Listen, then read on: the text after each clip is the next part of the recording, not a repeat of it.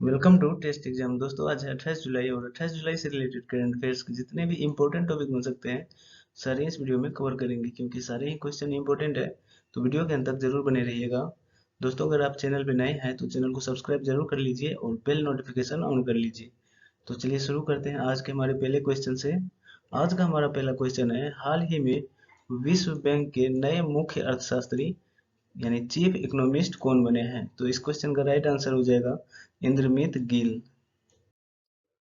विश्व बैंक ने भारतीय नागरिक इंद्रमित गिल को मुख्य अर्थशास्त्री के रूप में नियुक्त किया है। भारतीय नागरिक इंद्रमित गिल इस पद पर नियुक्त होने वाले दूसरे भारतीय हैं और इन्होंने कार्मेन रेनहॉट का स्थान लिया है। दोस्तों अगर बात करें विश्व बैंक की, तो विश्व बैंक की स्थापना जुलाई 1944 ईस्वी में हुआ। मुख्यालय है वाशिंगटन डीसी। और विश्व बैंक के अध्यक्ष कौन है?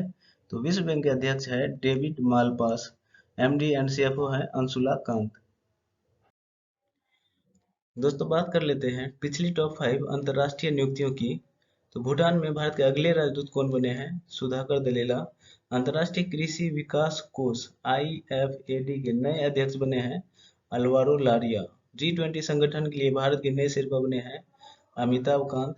अंतर्राष्ट्रीय मुद्रा कोष यानी IMF ने किस भारतीय को एशिया और प्रशांत विभाग के नए महानिदेशक के रूप में नियुक्त किया है?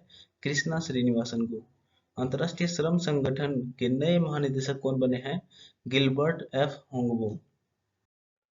दोस्तों हमारा अगला क्वेश्चन है, स्वास्थ्य सुरक्षा व कृषि क्षेत्र को बढ़ावा देने के लिए किस भारतीय प्रौद्योगिकी ने निर्माण त्वरक नामक कार्यक्रम की शुरुआत की है? तो इसका आंसर हो जाएगा IIT कानपुर।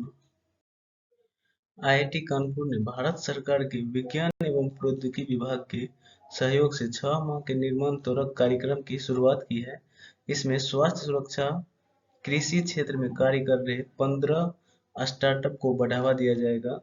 यह कार्यक्रम स्वास्थ्य सेवा और कृषि डोमेन में लगे विनिर्माण स्टार्टअप पर ध्यान केंद्रित करेगा, ताकि उन्हें अपने प्रोटोटाइप टू मार्केट यात्रा से चुनौतियों का सामना करने में मदद मिल सके। दोस्तों हमारा अगला क्वेश्चन है, बड़े बड़े तंत्रिकीय रोगों से निपटने के लिए भारत के पहले मस्तिष्क स्वास्थ्य क्लिनिक का उद्घाटन कहाँ पर किया गया है? तो इस क्वेश्चन का राइट आंसर हो जाएगा बेंगलुरु, कर्नाटक।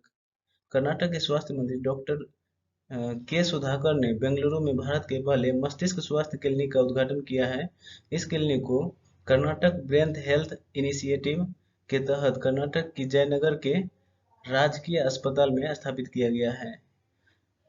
इस पहल का उद्देश्य PSC डॉक्टरों को स्ट्रोक, मिर्गी, पार्किंसंस, ब्रेन ट्यूमर और मनोभ्रम सहित मस्तिष्क और मानसिक स्वास्थ्य के मुद्दों के निदान और प्राथमिक देखभाल प्रदान करने के लिए प्रशिक्षित करना है।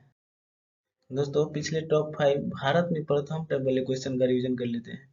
भारत का 100% लैंडलॉर्ड मॉडल वाला बंदरगाह कौन सा बन गया है? तो ये बन गया है जवाहरलाल नेहरू पोर्ट। अदालती मामलों को तेजी से निपटाने के लिए भारत में पहली डिजिटल लोक अदालत किस राज्य में शुरू की गई है? तो ये शुरू किया गया है राजस्थान में। अपनी इंटरनेट सेवा शुरू करने वाला भारत का पहला राज्य कौन सा बना है? तो ये बन गया है केरल। भारत के पहले स्वदेशी निर्मित लिथियम आयन सेल NMC 2170 को किस इलेक्ट्रिक कंपनी ने लॉन्च किया है? तो ये लॉन्च किया है ओला इलेक्ट्रिक ने। प्रदूषण से निपटने के लिए भारत का पहला ई-वेस्ट इको पार्क कहाँ बनाया जाएगा? तो ये बनाया जाएगा दिल्ली में। दोस्तों हमारा अगला क्वेश्चन है, कारगिल विजय दिवस 2022 कब मनाया गया है? तो इस क्वेश्चन का राइट आंसर हो जाएगा 26 जुलाई। हर वर्ष 26 जुलाई को देश में कारगिल विजय दिवस के रूप में मनाया जाता है और इस वर्ष 2022 में 23वां कारगिल विजय दिवस समारोह मनाया गया है। यह दिवस वर्ष 1999 में हुए ऐतिहासिक कारगिल युद्ध में पाकिस्तान पर भारत की जीत के उपलक्ष्य में मनाया जाता रहा है। दोस्तों हमारा अगला क्वेश्चन है, Paytm payments service limited PTSL के नए CEO कौन बने हैं? तो इस क्वेश्चन का राइट आंसर हो जाएगा Nakul Jain. Nakul Jain Paytm payment service limited PTS के नए CEO बने हैं। इन्होंने परवीन शर्मा का स्थान लिया है। अगर बात करें पेटीएम की, तो पेटीएम की स्थापना अगस्त 2010 में हुआ। इसके संस्थापक हैं विजय शेखर शर्मा और मुख्यालय है नोएडा, उत्तर प्रदेश में। दोस्तों हमारा अगला क्वेश्चन है, भारत और किस देश के नौसेना के बीच समुद्री साझेदारी अभ्यास MPX का आयोजन हुआ है? तो इस क्वेश्चन का राइट आंसर हो जाएगा जापान। MPX यानी मैरीटाइम पार्टनरशिप एक्सरसाइज। इस समुद्री अभ्यास का उद्देश्य हिंद महासागर के क्षेत्र में सुरक्षित अंतर्राष्ट्रीय शिपिंग और व्यापार सुनिश्चित करना है। इसका आयोजन हुआ है अंडमान सागर में।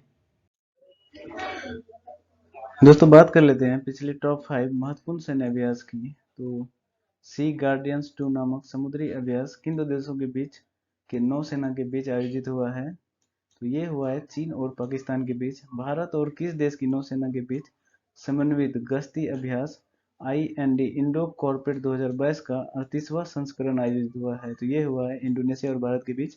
भारत और किस देश के बीच संयुक्त सैन्य अभ्यास प्रशिक्षण अभ्यास एक्स संप्रति एक्स 2022 आयोजित हुआ है? तो ये हुआ है भारत और बांग्लादेश के बीच।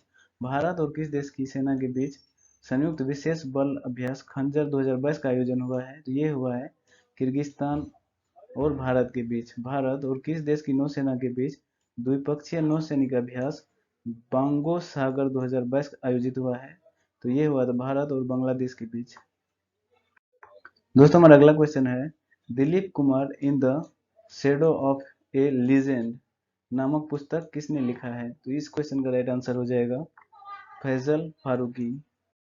नेक्स्ट क्वेश्चन है, पाकिस्तान की दूसरी सबसे ऊंची चोटी K2 पर चढ़ने वाली पहली बांग्लादेशी महिला कौन बनी है? तो इस क्वेश्चन का आंसर हो जाएगा वसीफा नाजरीन। पर्वतारोही वसीफा नाजरीन पाकिस्तान की दूसरी सबसे ऊंची चोटी K2 के जो कि 8,611 मीटर या यूं है 28,251 फीट ऊंची चोटी को फतह करने वाली पहली बांग्लादेशी महिला बन गई है। दोस्तों हमारा अगला क्वेश्चन है, अंतरराष्ट्रीय पुरुष T20 क्रिकेट के इतिहास में शतक लगाने वाले सबसे कम उम्र के बल्लेबाज कौन बने हैं? तो इस क्वेश्चन का राइट आंसर हो जाएगा गुस्ताव मैक्यून। ये फ्रांस के हैं। दोस्तों हमारा अगला क्वेश्चन है, फ्रांस के सलामी बल्लेबाज गुस्ताव मैक्यून अंतरराष्ट्रीय पुरुष T20 के इतिहास में सबसे कम उम्र में शतक जड़ने वाले बल्लेबाज बन गए हैं। इन्होंने 18 साल की उम्र में यह रिकॉर्ड बनाया है। इससे पहले अफगानिस्तान के बल्लेबाज हजरतुल्लाह जजई 2019 में आयरलैंड के खिलाफ 20 साल की उम्र में शतक लगाया था। दोस्तों हमारा नेक्स्ट क्वेश्चन है, किस देश ने अंतरिक्ष में अपना तियांगोंग अंतरिक्ष स्टेशन बनाने के लिए वेंटियन नामक पहला लैब मॉड्यूल सफलतापूर्वक लॉन्च किया है? तो इस क्वेश्चन का राइट आंसर हो जाएगा चीन। दोस्तों वेंटियन शब्द का अर्थ होता है स्वर्ग की खोज। चीन ने तियांगोंग अंतरिक्ष स्टेशन के लिए अपना लैब मॉड्यूल वेंटियन सफलतापूर्वक लॉन्च किया है और यह चीन के हैनान से लॉन्ग मार्च 5BY3 रॉकेट पर लॉन्च किया गया है। इस मॉड्यूल में ऐसे उपकरण शामिल है जो चीनी अंतरिक्ष यात्रियों जिन्हें टैकोनॉट्स कहा जाता है उनको विभिन्न वैज्ञानिक प्रयोग करने की अनुमति देता है। दोस्तों अगर बात करें चीन की, तो चीन एशिया महाद्वीप में स्थित है। चीन की राजधानी है बीजिंग। मुद्रा है रेनमिनबी या युआन। चीन की राष्ट्रपति शी जिनपिंग है। चीन और भारत के बीच इंटरनेशनल बॉर्डर लाइन का नाम क्या है? मैकमोहन रेखा। चीन की सबसे लंबी नदी कौन सी है? तो यांगत्सी। ये 6300 किलोमीटर है और ये एशिया की सबसे लंबी नदी है। कागजी मुद्रा जारी करने वाला पहला देश चीन ही है। और किस देश की सीमा सबसे ज्यादा देशों से लगती है? तो ये क्वेश्चन भी बार बार पूछा जा रहा है, तो इसका आंसर हो जाएगा चीन। इसकी सीमा 14 देशों के साथ लगती है। दोस्तों अन्य महत्वपूर्ण करंट अफेयर की बात कर लें तो टूर डी फ्रांस 2022 का खिताब किसने जीता है? तो जोनास विंगियार्ड ने जीता है। ये डेनमार्क के हैं। जम्मू फिल्म महोत्सव 2022 कब से शुरू होगा? तो ये 3 सितंबर 2022 से शुरू होगा। हाल ही में अनंत यशवंत खरे का निधन हो गया। वे कौन थे? तो ये प्रसिद्ध मराठी लेखक थे। मध्य प्रदेश के मुख्यमंत्री शिवराज सिंह चौहान ने कहां पर अमर शहीद चंद्रशेखर आजाद की भव्य प्रतिमा स्थापित करने की घोषणा की है? तो ये किया है भोपाल में। बाल रोग निवारक स्वास्थ्य देखभाल के बारे में जागरूकता पैदा करने के लिए बाल रक्षा मोबाइल ऐप को किसने लॉन्च किया है? तो इसे लॉन्च किया है सर्बानंद सोनोवाल, जो कि केंद्रीय आयुष मंत्री भी है। दोस्तों आज के जीके में आपको 10 क्वेश्चन पूछे जाएंगे, तो इसका आंसर आपको भी देना है। तो चलिए पहला क्वेश्चन है, 10वीं अनुसूची किस संविधान संशोधन के द्वारा जोड़ी गई? तो इसका आंसर हो जाएगा 52वें संविधान संशोधन के द्वारा। दूसरा क्वेश्चन है, वायुमंडल में जल वाष्प की मात्रा का माप क्या कहलाता है? तो इसका आंसर हो जाएगा आर्द्रता। नेक्स्ट क्वेश्चन है ताप युग्म तापमापी किस सिद्धांत पर आधारित है? इसका आंसर हो जाएगा सीबेक के सिद्धांत पर। चौथा क्वेश्चन है एलर्जी को दूर करने के लिए कौन सा विटामिन लेना चाहिए? तो इसमें लेना चाहिए विटामिन सी। नेक्स्ट क्वेश्चन है कपास के बीज किस विटामिन से भरपूर होते हैं? तो इसका आंसर हो जाएगा विटामिन ई। अगला क्वेश्चन है भारत में मुगल साम्राज्य का संस्थापक कौन था? तो भारत में मुगल साम्राज्य का संस्थापक था बाबर। अगला क्वेश्चन है तुजुक ए बाबरी किस भाषा में लिखी गई थी? तो इसका आंसर हो जाएगा तुर्की भाषा में। आठवां क्वेश्चन है विजयनगर के उस शासक का नाम क्या था जिसने बहमनियों से गोवा छीना था? तो इसका आंसर हो जाएगा हरिहर द्वितीय। अगला क्वेश्चन है भारतीय संविधान के किस अनुच्छेद में विधानसभाओं की संरचना के बारे में बताया गया है? तो इसका आंसर हो जाएगा अनुच्छेद 170। आज का लास्ट क्वेश्चन है सिंदूर का रासायनिक नाम क्या है? तो इसका आंसर हो जाएगा मर्क्यूरिक सल्फाइड।